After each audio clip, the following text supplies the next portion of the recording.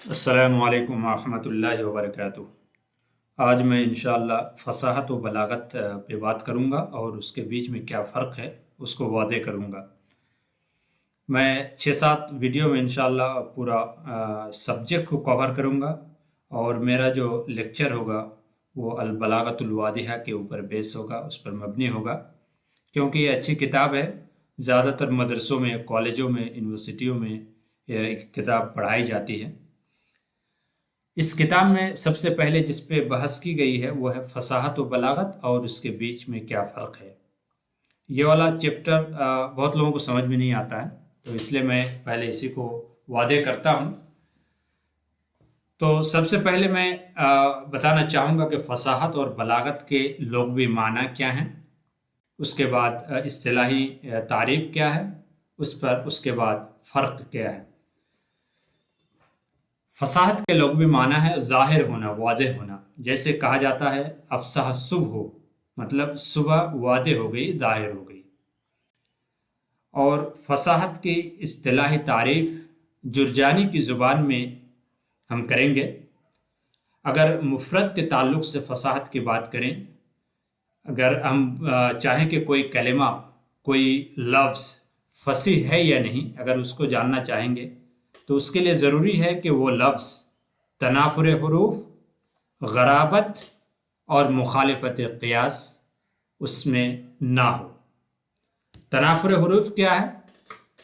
تنافر حروف یہ ہے کہ اس لفظ میں، اس کلمہ میں جو حروف آئے ہیں اس کی ترتیب ایسی نہ ہو کہ بولنے میں ثقیل محسوس ہو، بھاری محسوس ہو۔ جیسے ایک شبد ہے حقو یا البعاق، یہ اس کو بولنے میں بہت بھاری محسوس ہوتا ہے اور اس کی آواز میں مٹھاس بھی نہیں ہے۔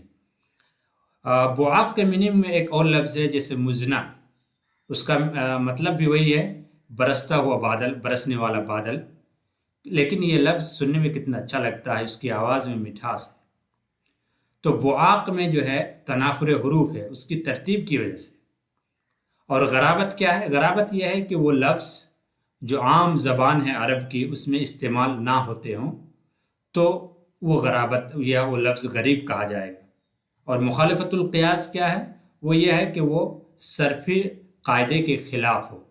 جیسے اجل ایک ورڈ ہے، ادغام ہوتا ہے جب بھی دو حروف ایک ساتھ آتے ہیں، اس کا ادغام ہوتا ہے اجل، لیکن اگر ہم اس کو اجلل پڑھیں گے تو وہ خلاف قاعدہ ہے، خلاف صرف ہے۔ تو یہ تین چیز سے اگر کوئی خالی ہے شبد یا کوئی کلمہ یا کوئی لفظ تو وہ لفظ فصیح ہوگا۔ کیا کیا؟ تنافر حروف، غرابت، مخالفت القیاس یا مخالفت قواعد الصرف۔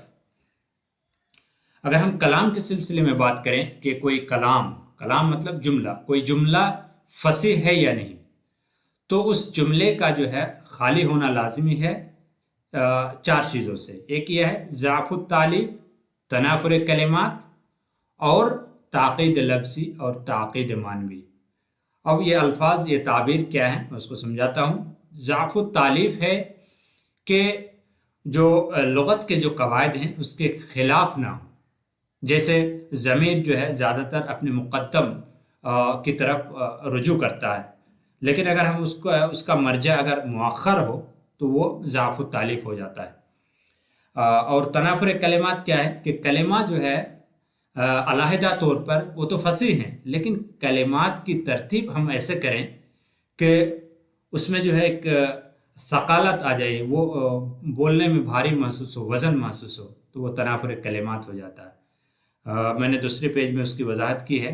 اور تعقید لفظی کیا ہے؟ تعقید لفظی یہ ہے کہ جیسے جملہ کی ایک خاص ترتیب ہوتی ہے، فعل ہوتا ہے، فاعل ہوتا ہے، مفعول ہوتا ہے، اس کے بعد جو ہے حال، ذوالحال، اس طرح کی ایک خاص ترتیب ہوتی ہے، لیکن اگر ہم اس ترتیب کو بدل دیں تو اس میں جو ہے وہ تعقید لفظی ہو جاتی ہے۔ جیسے یہاں ایک مثال ہم نے دیا ہے، ما قرأ الا واحدا محمد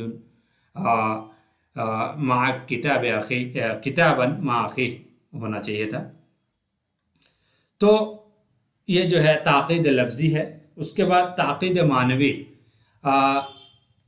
تعقید معنوی یہ ہے کہ اس طرح کلمات کا ہم اختیار کریں جو सुनने वाले को समझ में नहीं आए। जैसे जज़ब तो नदा हो गदवत सब्त जज्बतन फ़खर सरी अन बैन अदिल कसाइद, तो फ़खर सरी अन का इस्तेमाल यहाँ पे बिल्कुल कबीह तरीके से हुआ है, अच्छा नहीं है यूज़, क्योंकि इन्होंने जो ममदूह की सखावत की तारीफ़ की है, उसकी तारीफ़ में उन्होंने बोला है कि उसकी जो सखावत जो है कसीदे के सामने जो है बिल्कुल गिर पड़ती है। तो ये जो है ताबीर अच्छी नहीं है। सरिया बोलते हैं बेहोश होकर गिर पड़ना, ये जैसे मिर्गी की बीमारी होती है तो उसको भी बेहोश होकर गिर जाते हैं तो उसको भी बोलते हैं, तो इसका इस्तेमाल जो है ठीक नहीं है।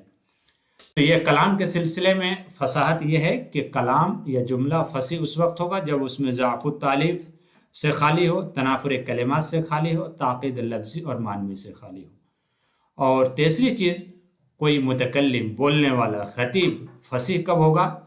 जब वो इस बात पर कादिर हो कि अपनी माफ़ी ज़मीर को अच्छे फसीह अल्फाज में वाज़ेह तरीके से अदा कर सके, तो वो फसीह कहलाएगा। उसके बाद जो है ये हमने ताबीरात की यहाँ पे वजाहत की है, वो आप ख़ुद पढ़ सकते हैं, इसलिए मैं उस पर अपना वक्त ज़ाय नहीं कर रहा हूँ। डायरेक्ट मैं बलागत पे आ रहा हूँ। बलागत के जो है लफ्ज़ी माना या लुग़वी माना ये है पहुँचना। जैसे बलग शैउ यबलुगु बुलूगन व बलागन, मतलब किसी चीज़ का जो है अपने इंतहा को पहुँचना, अपने टारगेट को पहुँचना, अपने डेस्टिनेशन को पहुँचना, या किसी चीज़ का या किसी आदमी का। लेकिन इस्तिलाह की ज़बान में बलागत है कि किसी अच्छे माना को वाज़ेह, फसी, सही और मुअस्सर अंदाज में अदा करना, और साथ साथ वो जुमला, वो माना जो है कलाम, मौका व महल और सामीन के अहवाल के मुआफ़िक़ हो, तो वो कलाम फसी होगा। तो बलागत के अनासिर क्या हुए?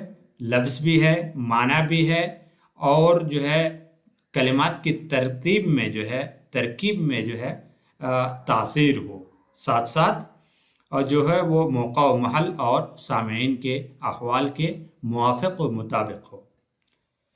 तो इन तारीफ़ात से जो हमें फ़र्क नज़र आया फसाहत और बलागत में, वो ये है कि फसाहत जो है कलिमा, कलाम और मुतकल्लिम तीनों की सिफत बन सकती है।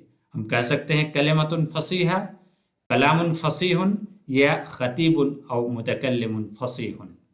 उसके बरअक्स बलागा जो है सिर्फ मुतकल्लिम या खतीब और कलाम का वस्फ बन सकता है, कलिमा का नहीं। कलिमतुन बलीगा हम कभी नहीं कहेंगे। कलामुन या जुमलतुन बलीगा कह सकते हैं, कलामुन बलीगुन कह सकते हैं, मुतकल्लिमुन बलीगुन, खतीबुन बलीगुन कह सकते हैं, ज़ैदुन बलीगुन कह सकते हैं, या अम्रुन बलीगुन, या कोई भी नाम आप कह सकते हैं, हामिदुन बलीगुन। तो ये जो है मुतकल्लिम और जुमला का वस्फ बन सकता है, कलिमा का नहीं। तो ये जो है उम्मीद करता हूँ कि फसाहत और बलागत का फ़र्क आपके सामने वाज़ेह हो गया हो। बहुत बहुत शुक्रिया आप सबका। वस्सलामु अलैकुम।